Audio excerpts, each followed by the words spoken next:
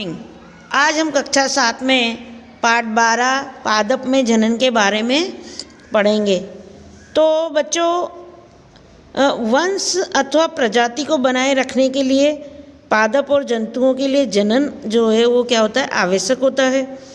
माता पिता से संतति का जन्म जो होता है वो जनन कहलाता है। और जनन की कुछ विधियां हैं, जैसे कि आप देखिए कि अधिकांश पादपों में मूल तना और पत्तियां होती हैं। ये पादप के कायिक अंग कहलाते हैं।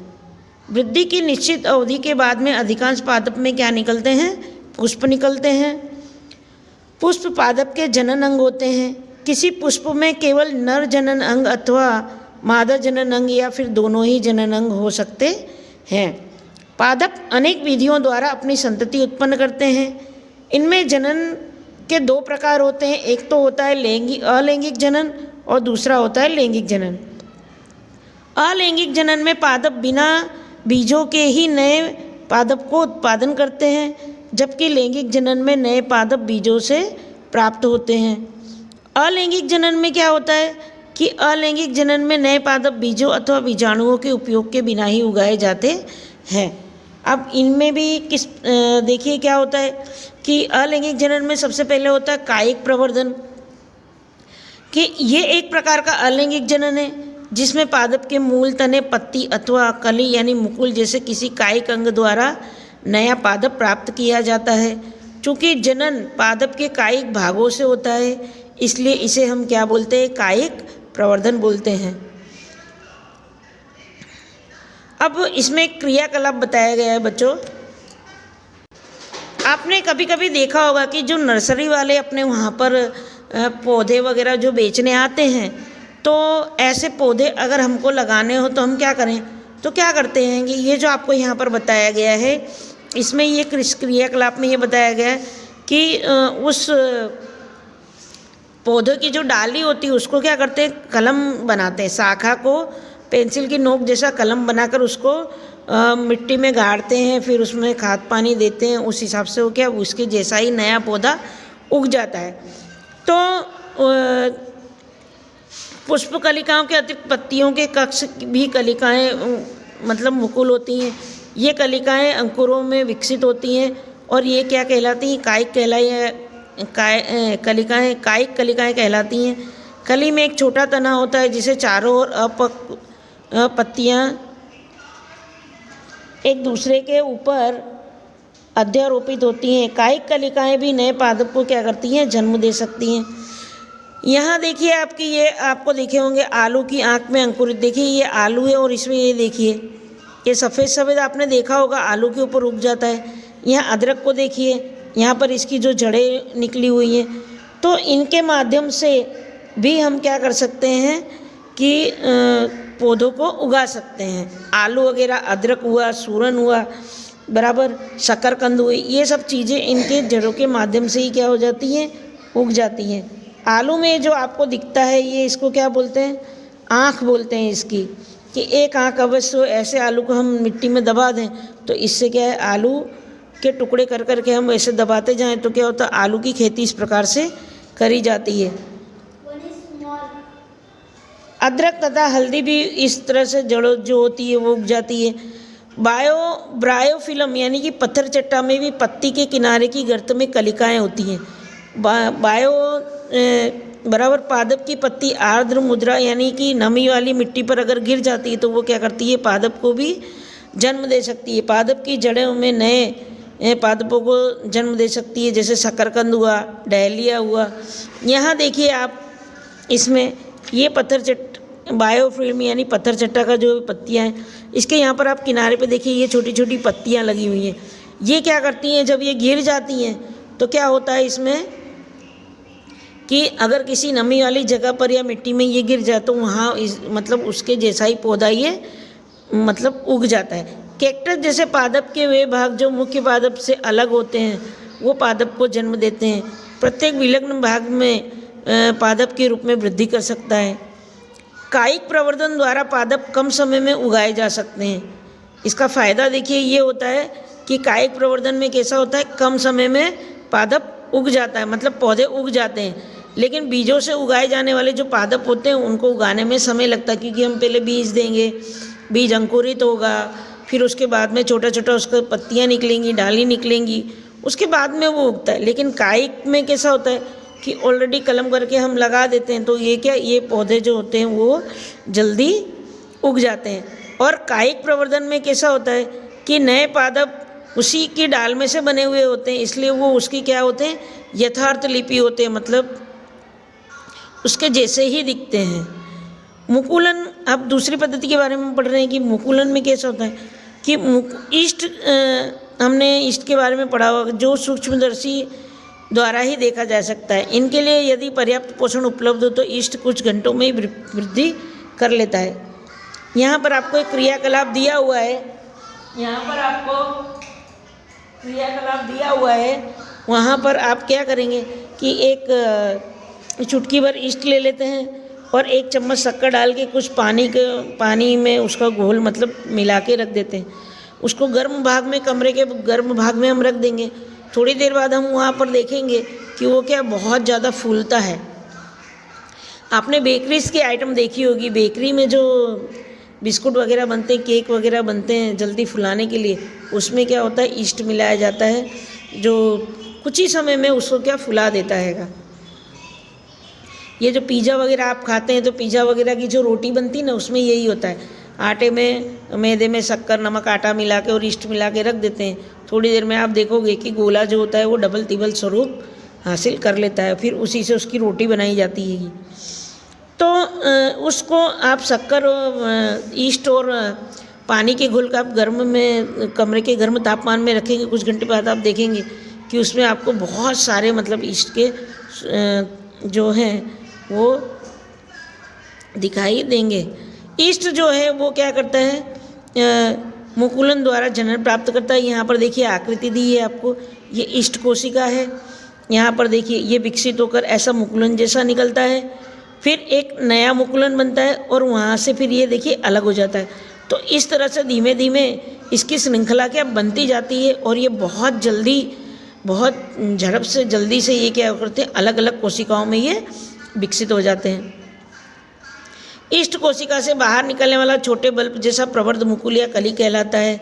मुकुल क्रमशः वृद्धि करता है और जनक कोशिका से विलग होकर यानी अलग होकर ईस्ट कोशिका बनाता है। नई ईस्ट कोशिका विकसित होकर परिपक्व हो जाती है और फिर नई ईस्ट कोशिका बनाती है।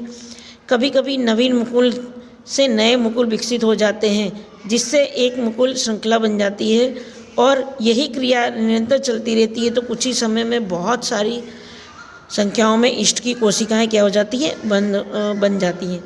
तीसरा आपका है खंडन। आपने तालाबों और ठहरे हुए पानी में आपने देखा होगा कि हरे रंग की एक फिसलन तैयार हो जाती है।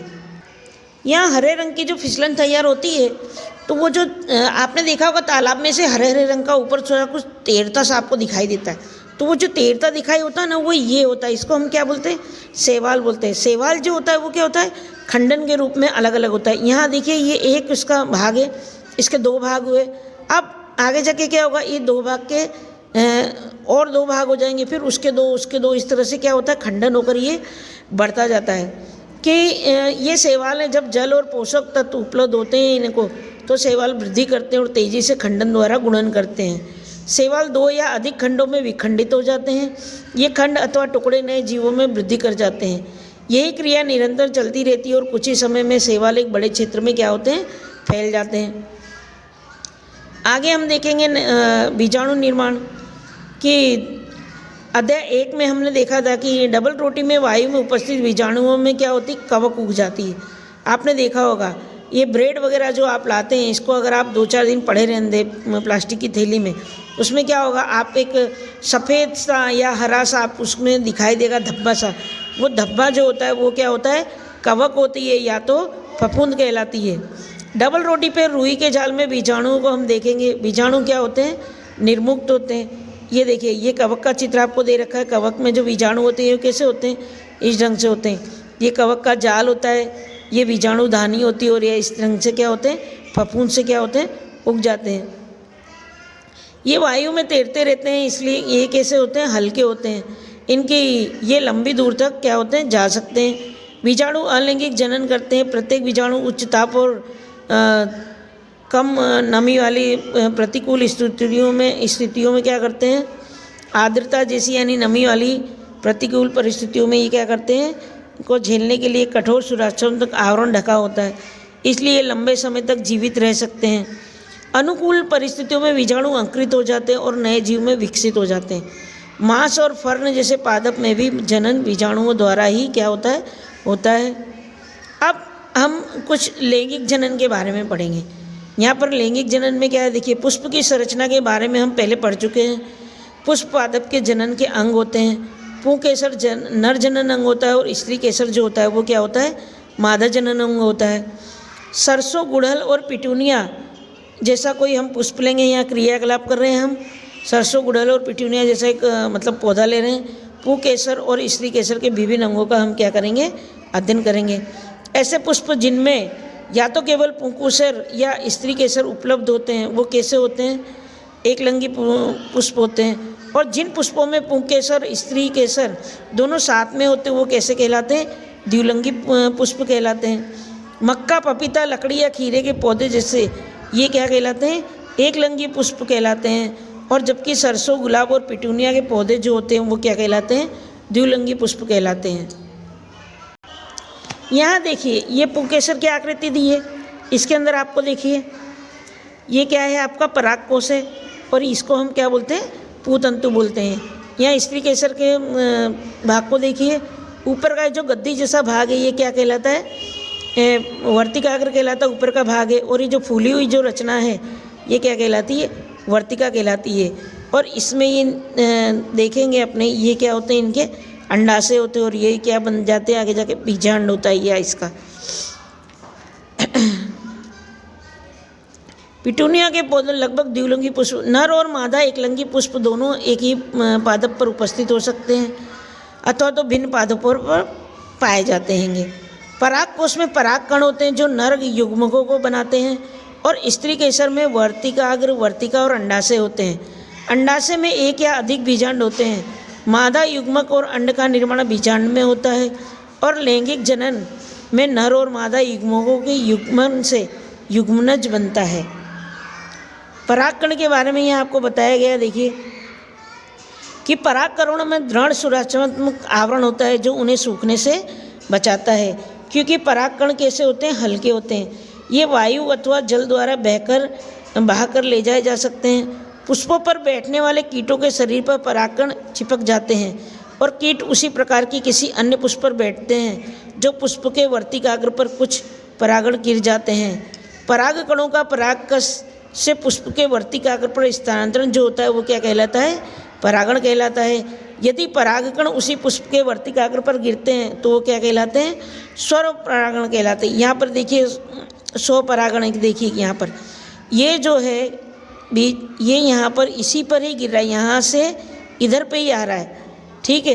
तो ये क्या कहलाएगा, स्वपरागण कहलाएगा। लेकिन कीटक के माध्यम से अगर ये दूसरे पुष्प पे चला गया, भले वो उसी डाली का पुष्प हो या कोई अन्य हो, लेकिन अगर ये कीटक के यहाँ पर अगर इधर गिर जाता है बराबर, तो ये क्या हो जाता है, स्वपरागण कहलाता है। लेकिन अगर दूसरे पुष्प पे गिरता है तो ये क्या कहलाता है, पर परागण कहलाता है। आगे हम देखते हैं, देखिए पुष्प के परागण उसी पादप के किसी अन्य पुष्प के वर्तिकाग्र पर गिरते हैं तो उसे क्या कहलाते हैं, पर परागण कहते हैं। आगे हम देखेंगे निषेचन के बारे में हम पढ़ेंगे। यहाँ पर नर तथा मादा युग्मकों के युग्मन के संयोग द्वारा जो बनता है वो क्या कहलाता है, कोशिका युग्मनज कहलाती है। युग्मनज बनाने के लिए नर और मादा युग्मकों के युग्मक का प्रक्रम निषेचन कहलाता है। युग्मनज भ्रूण में क्या होते हैं, विकसित होते हैं। अब यहाँ पर देखिए फल और बीज का विकास किस तरह से होता है, ये देखिए निषेचन की क्रिया यहाँ पर बताई गई है। ये युग्मनज का निर्माण बताया गया है आपको। यहाँ पर ये पराग नलिका है, अंकुरित तो परागण यहाँ पर रहेगा, ये अंड कोशिका है आपकी बराबर। ये निषेचन का निर्माण यहाँ पर इस तरह से होता है पुष्पों में। फल और बीज का विकास देखेंगे हम। निषेचन के पश्चात अंडाशय फल में विकसित हो जाता है, जबकि पुष्प के अन्य भाग मुरझाकर जो होते हैं वो क्या होते हैं, गिर जाते हैं। कुछ फल गूदेदार और रसीले होते हैं जैसे आम, सेब, संतरा।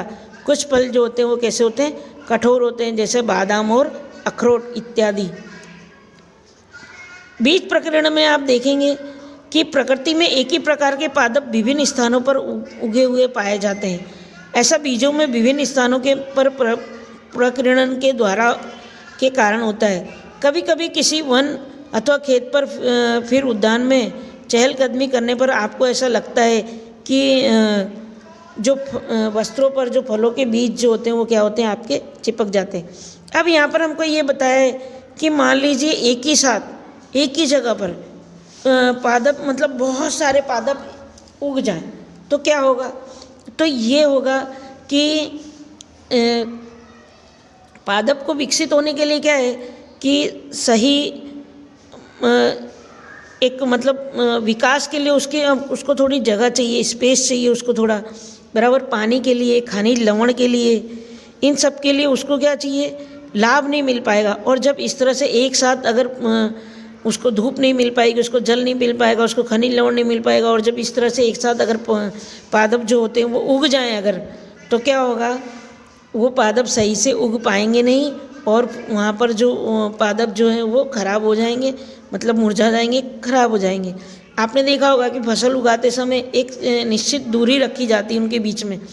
तो ऐसा क्यों होता है, तो ऐसा इसीलिए होता है कि उनको जो धूप है, जल है, खनिज लवण है बराबर, और रासायनिक जो भी तत्व डाले जाते हैं वो उनको क्या निश्चित तौर पर व्यवस्थित मिले। अगर एक साथ एक ही पास पास में ही पौधे मतलब अपने आप ही उग जाएंगे उसके साथ में, तो उनको ये सब मिलेगा नहीं और पौधे जो हैं वो सही से उगेंगे नहीं। प्रकृति में पादप के फलों और बीजों का प्रकीर्णन पवन, जल और जंतुओं द्वारा होता है। पादप के पंखयुक्त बीज, घासों के हल्के बीज अथवा मदार के रोमयुक्त बीज और सूरजमुखी के रोमयुक्त फल पवन के साथ उड़कर सुदूर स्थानों तक चले जाते हैं। बीज जल द्वारा प्रकीर्णन होता है। ऐसे बीजों अथवा फल के आवरण स्पंजी तथा तंतुमय होते हैं ताकि वे जल में क्या होते हैं, तैरते करते हुए एक स्थान से दूसरे स्थान पर जा सके। उदाहरण के लिए जैसे होता है नारियल।